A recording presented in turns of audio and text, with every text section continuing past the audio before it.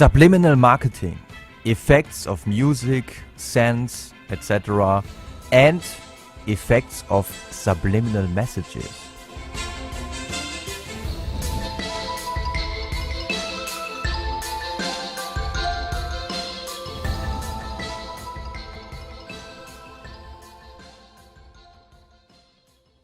This episode is supposed to be a preview. In the past months, I've read hundreds of studies on the topic of subliminal advertising influencing consumer behavior without their awareness. And I was frequently surprised, I was frequently shocked by the results of some of the experiments. I was like, what the f***? This cannot really work. And I think there are a lot of things going on we should know about. Especially because, and this is the good news, because when we are aware of these effects, their impact on our behavior seems to be less strong. And some studies even suggest that there is no longer any influence. So as I said, this episode is just the preview. I will give you an overview what is going to come in the next episodes, and therefore for every research field we will cover, I will present to you one very influential study, one landmark study. And the landmark study for the research field of music influences on consumer behavior is the well-known study by Adrian North and colleagues published in 1999. In which music had an influence on wine selection. So imagine you are going to a supermarket and you planned to buy a wine because maybe you have friends coming to visit you over the weekend, and you go to the wine section of the supermarket, and in the background there is playing French music. It's obviously the typical French music you might know from the movies. It's played on an accordion. And as you are standing right in front of the wine display, there are two different wines, one German wine and one French wine. Both wines have the same price and they have the same sweetness. They have the same taste. So which wine will you choose? And is your choice influenced by the background music? Well, according to the study results, the answer is yes. Because on days on which French background music was played, people more often decided for the French wine. But on days on which German background music was played, typical German Bierkellermusik, people indeed more often decided for German wine. And what is especially interesting about the results is that after choosing one of the wines, the customers were interviewed. They were asked, well, do you think that the background music had any influence on your decision? And only 6 out of 44 said, yeah, it probably had an influence. So the majority of customers either was not aware of the music influence or they just didn't want to admit it. So this surely is one of the landmark studies in this research field, and we will cover a lot more studies on this topic. And we will not only speak about the effects of music on consumer behavior, but we will also speak about effects of music on helping behavior, and this will be fun as well. We will also take a look at a study in which the effect of music, especially the effect of love songs, on your chances to get a girl's phone number was observed. So we will discuss very interesting and also some very funny studies.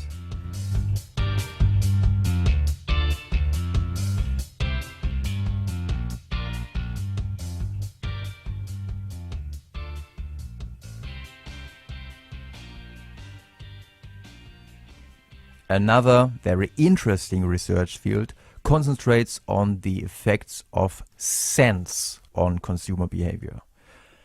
And one of the landmark studies in this research field was conducted by Alan Hirsch in 1995. Effects of ambient odors on slot machine usage in a Las Vegas casino. So in this study, they sprayed 2 different scents in different areas of a casino, and they also had a third area in which was no scent present, which was the control condition. So what they were interested in was whether the different odors had an effect on the amount gambled. Would people spend more money if they are influenced by different odors? And indeed, they found a huge effect of one of the odors in comparison to the second odor and the no odor condition. So this was one of the first and very well done studies in this research field.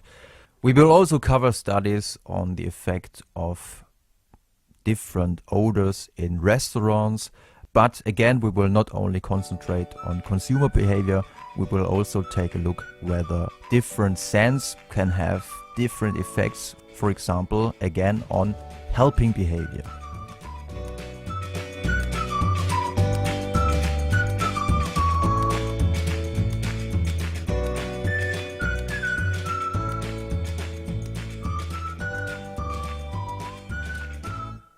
Another source of influence that is often underestimated is the presence of others, the presence of other people. Maybe you know the situation, you go to the ice cream parlor with your friends and you don't know what you should take. Should you take a little or should you take a lot? Should you take vanilla, chocolate, or should you try something new, something you've never tried before? And in these situations, when we are not sure what we should go for, we often look, well, what is the person in front of us doing? How much ice cream buys our best friend? And this human trait can also be used to influence our behavior. And this was shown in the very interesting study by McFerrin and colleagues published in 2010 with the title, I'll have what she's having. Effects of social influence and body type on the food choices of others. In this study, the participants were told, well, we are conducting an experiment which is about movies. So your job will just be to watch a movie and later you will have to answer some questions about this movie. And to make it an authentic experience and because you might also get hungry, here are a lot of candies. So you can take as many candies as you want and you can eat those while you are watching the movie. But the participants were not alone because they were told, yeah, it's more effective if we conduct this study pairwise, because otherwise it would take too much time. So the participants were introduced to another participant, which in fact was not a participant, but was a confederate of the experimenter. And she, it was a female student, was told to either take 2 candies or, in another condition of the experiment, 30 candies. And there was another very interesting variation. In one condition, the confederate was thin, and in another condition, the same confederate was thick. Now you might say, this is impossible. One and the same person cannot be thin and thick. Well, she was given and now I quote from the study, a professionally constructed obesity prosthesis. And this suit was custom designed for the Confederate's body by an Academy Award-winning costume studio. So you might have seen something like this in the movies already. And they observed 2 very interesting results. First of all, when the Confederates take only a small number of candies, only 2 candies, the participants also decided to take less candies. But when the Confederate took a lot of candies, the participants also took a lot more candies. The other interesting result was that when the Confederate was obese and took only 2 candies, the participants took more candies than in the condition where she was thin. Whereas when the Confederate was obese and took a lot of candies, the participants decided to take less candies than in the condition in which she was thin.